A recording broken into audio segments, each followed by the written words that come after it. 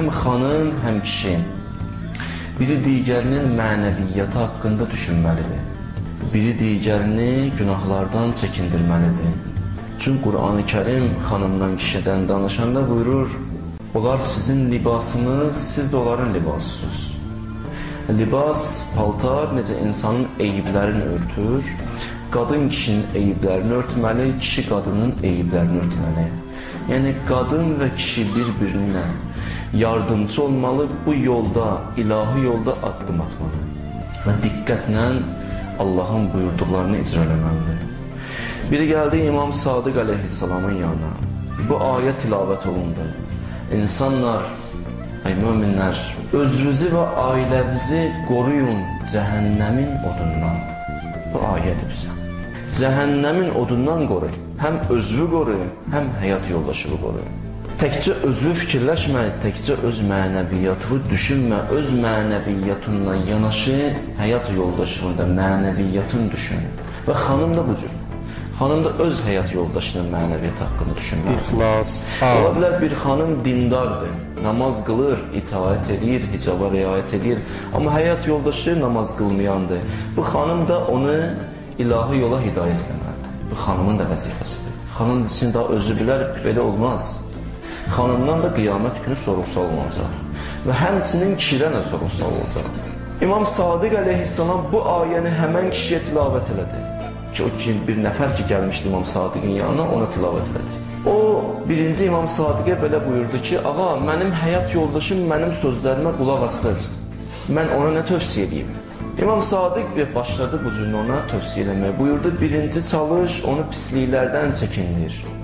Gördün, bir pis əməli var, günah eləyir, məsələn, hər hansı bir günah, tutaq ki, qeybət edir. Sən onu qeybətdən çəkindir, onu uzaqlaşdır pis əməldən. Bu sənin vəzifəndir. Buyurdu sonra, ya imam, ağaya buyurdu ki, sonra nədir? Ağa buyur, mənə davam elə. Ağa buyurdu, itaət eləməyə onu dəvət elə. Allaha itaətkar xanım olsun. Daha sonra buyurdu, yaxşı əməlləri icra eləməyə onu dəvət elə. Çalış, yaxşı əməlləri icra eləsin. Evində bir dənə İmam Hüseyin məclisi qur, xanımın o yeməkləri hazırlasın, gəlsinlər məsələn, evində bir məclis keçsin. Bu yaxşı əmələ dəvət eləməkdir. Sənin o əməlin səbəb olacaq ki, xanım ki, orada bir iş gördü üçün İmam Hüseyin ağa üçün məsələn, hər hansı bir iş görülsə, onun cavabı tez bir müddətdə gələr. Bu cürlə məsələlərlə ona yardımcı ol günah. Sonra buyurdu, vacibləri ona öyrət. Allahın vaciblərini ona başlasın. Qoy o vacibləri icra eləsin. Ola bilər bir neçə müddətdən sonra icra eləyəcək, səbirlə, təmkinlə ona başa sal günah. Adətən də təcrübə onu göstərir ki, iki nəfərin yaxının sözü biri digərinə o qədər də qəbul eləmir. Yaxşı olar məsələn onu, o xanımı bir dindar bir xanımla, rəfiqə ilə, dostlarının yoldaşı ilə, rəfiqə ilə, o məsələn dinin qayda qanunlarını icra edir, sən o xanımı icra eləmir. Tutaq ki, hələ nə olsun ki, hamısı birdən-bir olmayıb ki, asta-asta davamlı şəkildə insan diqqətli olsa, bunlar məsələlər həll olacaq, səbrimizi əldən verin. Tanış edin, əza məclisləri qurulanda gətirin xanımları, müəyyən məclislər təşkil oldu, əhl-i beyt məclisləri ora aparın və bu şəkildə başlayın asta-asta təbliğ eləməyə. Bu bizim vəzifədir. Baxın, Qur'an-ı Kərimə Allah İsmail Peyğəmbərdən Qur'an-ı Kərimdə danışır. İsmail Peyğəmbərin sözü budur. Yə'mur əhləhu bis-salat. O, ailəsini namaz qılmağa əmr edir. Yəni, dəvət edirdi xanım namaz qılmaq. Lazımdır, Allahın tövsiyəsidir. Yəni, əmr bir məruf edirdi. Allah o kəlməni gətirib Qur'an-ı Kərimdə öz kitabında yer ayırıb bu kəlməyə. Yəni, gözəl kəlmədir, ilahi kəlmədir. Düzdür, bunu kim deyir? İsmail deyir, amma gözəl kəlmə danışırsan. Öz kitabında sənin kəlməvə yer ayırmış. Bu cür nə olmalıdır? Və xanım da bu şəkildə. Xanım da həyat yoldaşını dəvət eləməlidir. Xanım da dəvət eləyərkən diqqətli olmalıdır. Nə cür dəvət eləsin? Onunla dəvət eləmək üçün xanımlara mən tövsiyə edirəm. O da budur, çalışın, çox xidmət eləyin həyat yoldaşınıza, gözəl xidmət eləyin və bununla yanaşı hərdən sözünüzü deyin. Belə olarsa sənin həyat yoldaşın asılsa dinə tərəf üst tutacaq. Evə gələndə onun qabağına çıx, yeməyini hazır qoy qabağına, ona diqqət elə. Onu ilə gözəl danış. Bu xanımın vəzifəsidir. Xanım bu cür eləyərsə, xüsusilə bir xanım indi bir dövr hələ namaza gəlməyib, bugündən başlayıb məsələn, dünəndən başlayıb. O xanım bu namazı ilə yanaşı həyat yoldaşına da olan diqqəti, məhəbbəti artmalıdır. Həyat yoldaşı görsün ki, bu namaz qılandan sonra dəyişir. Bu namaz qılandan sonra bir başqa cür olub. Mənə diqqəti artıb, mənə çox xidmət edir. Görsün, görəndən sonra istər-istəməz bilin ki, o kişi dinə tərəf üst tutacaq.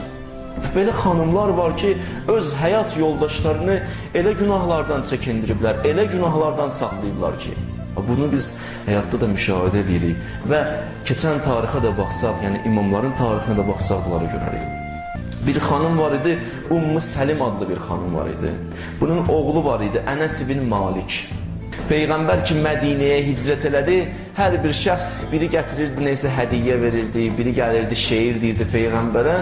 Bu Ümmü Səlim baxdı, gördü bir şey yoxdur. Nə gətirsin Peyğəmbərə hədiyyə eləsin? Tutdu oğlu Ənəs ibn Malikin əlindən gəldi Peyğəmbərin yanına. Ya Rasulallah, sənə hədiyyə gətirmişəm. Nə gətirmişsən? Oğlumu sənə nökər verdim. Bu da mənim hədiyyəm. Bu əlimdən başqa bir şey gəlmir. Təxminən 10 il bu Ənəs ibn Malik Peyğəmbərin yanında xidmətçi oldu. 10 il. Amma təəssüf, çox təəssüf. Əli əleyhissalamın fəzilətlərini danan şəxslərdən biri də bu oldu. Çox hərif olan. Ola bilər bir insan gedir o tərəfləri də ziyarət edir. Hərdən deyir, bu qədər günahkardır bu. Buna, bu necə gedir məsələn Kəbə evini ziyarət edir? Bu necə gedir filan Peyğəmbərin qəbrini ziyarət edir? Onlar o qədər də həm də ümdə məsələ deyil. Ola bilər bir ömür Peyğəmbərin yanındaydı, amma Peyğəmbərdən mənəvi nöqteyi nəzərdən çox uzaq idi. Nə olsa Peyğəmbərin yanında olur. Ola bilər biri də Peyğəmbərdən çox uzaqda yaşayırdı, amma qəlbi Peyğəmbərə yaxın idi. Uveys Qarəni. Peyğəmbər harada yaşayır, bu harada yaşayır. Peyğəmbər evə gələndə Uveys Qarəni gəlmişdi, görmüşdü Peyğəmbər yoxdur, çıxıb getmişdi. Peyğəmbər gəldi evə, dedi qardaşımın ətrinin iyi gəlir evdən. Deyəsən Uveys gəlib bu evə. Peyğəmbəri gördü, görmədi. Peyğəmbərin yanında oldu, olmadı. Amma Peyğəmbərə qəlbi yaxındır. Peyğəmbərə yaxın adam. Bu da bu cürünə həyif. Mənim sözümün canı bu deyil. Sözümün canı başqa şeydir. Bu xanım həyat yoldaşı deyəsən ölmüşdü. Yəni indi talaq olmuşdu, axır. Deyir, bir nəfər gəldi, bir müşrik gəldi bu xanıma yaxınlaşır, deyir, səndən ailə qurmaq istəyirəm. Adı Əbu Təlhə. Bu xanım baxdı ona, dedi, mənlə ailə qurmaq istəyirsən, dedi, bəli. Dedi, nə istəyirsən mehriyyə, nə istəyirsən verim. İmkanlı idi. Xanım baxdı ona, dedi bir şey. Dedi, nədir? Mehriyyən budur ki, İslamı qəbul edirsən. Əbu Təlhə keçmədi, dedi, oldu. Əşhədü ən la ilahə illallah, əşhədü ənnə Muhammedən Rasulullah. Xanım da var belədir, hidayət elədi. Xanım da var hidayət elədi. Xanım var möhkəm durub. Ola bilər həyat yoldaşı dini nöqteyi nəzərdən biraz səddər çəkir ona. Xanım möhkəm ol, tez yorulma. Deyən, Allah sənin bu müqavimətivi görür. Allah sənin bu müqavimətivə bərəkət verəcək, narahat olma. İnanırsınız, bəzi kişilər var, həyat yoldaşına izin, icazə vermir ki, icad taxsın. Bilməm, siz nə qədər xəbəriniz var belə məlumatlardan, mənimki var. Həyat yoldaşı deyir, yox, taxma, olmaz. Haram edirəm sənə. Amma xanım, sən möhkəm ol, sən sabirli ol, ola bilsin, ana desin, mən istəmirəm, ola bilsin, həyat yoldaşın, asta-asta sən müqavimət göstər, yaxşı mənada demirəm, dalaşa-dalaşa, mübarizə eləyək, bu mənada yox. Yəni, mehribançılıqla, mərhəmətlə, gözəl davranışlarından sən möhkəm deyən günəm. Allah ki səni görür, xanım Zəhra da səni görür. Əhl-i-Beyt hamısının sənin bu halığı müşahidə edir, möhkəm deyən. Tarixdə möhkəm deyən xanımlar da olub, dinini əldən verməyiblər. Əmmarın anası olub tarixdə, Əmmar, Süməyya, ilk şəhid xanımdır. Durdular başının üstündə, dedilər Peyğəmbərdən üz çək, çəkil bu tərəfə, dedi çəkilmərəm. Dedi biz səndən başqa cür danışacaq, nə istəyirsiniz dedi. Bir ayağını bağladılar iplə bir dəvəyə, o birisi ayağını da bağladılar bir dənə iplə başqa dəvəyə. Dəvələri hürkütdülər, dəvələr biri o yana, biri bu yana qaçdı, bu xanım iki yerə bölündü. Amma dedi, dönmərəm. Mən Peyğəmbərə aşıq olmuşam mənəvi nöqteyi nəzərdə. Mən dönmərəm. Mən Allaha aşıq olmuşam. Nə istəyirsiniz, yığışın bu tərəfə, dinimdən dönmərəm ki, dönmərəm. Xanımda var belə. Kişi var, xanımı bədbəxt edir, bax, biat edim o kişiləri. Xanım da var, bəzi kişiləri bədbəxt edir. Quran-ı Kerim buyurur, İnnə min əzvacikum və əvlədikum əduvvun ləkum. Sizin bəzi həyat yoldaşlarınız sizə düşməndir. Düşməndir sizə. Xanım adama düşmən olar. Övlad adama düşmən olar, Quran deyir, bəli, düşməndir. Və bu ayənin şən-i nuzulunu istəyirsiniz, baxasınız, ayənin şən-i nuzulu budur ki, Peyğəmbər ki, Məkkədən hicrət edirdi Mədinəyə, bəzi kişilər qoşuldu, Peyğəmbərə hicrət elədi, bəzi kişilər də qoşulub hicrət eləmək istəyirdi, xanım diyandı, qoymaram gedəsən. Bəziləri də qaldı, getmədi. Xanımlar bədbəxt elədi. Aldılar axirətlərini onların əllərindən. Heyf olar, heyf. Peyğəmbərdən ayırdılar. Bəziləri də belə bədbəxt edir. Və kişi də o cümlə. Amma əl-ələ versələr, bu ilahi yolda bir-birlərinə diqqət etirsələr və yardımcı olsalar, Allah bərəkətin nazil eləyəcək o evə. Müştərək məsələlərdən biri budur. Xanım və kişinin vəzifəsi budur, biri digərini dinə dəvət eləsin. Burada eşidən hədisləri kişinin vəzifəsi budur, getsin həyat yoldaşına da danışsın. Burada dəfn olmasın söhbətlər. Xanım ki, əyləşib Hüseyniyyədə qulaq asır, onun da vəzifəsi budur ki, burada eşidilənləri getsin, danışsın həyat yoldaşına.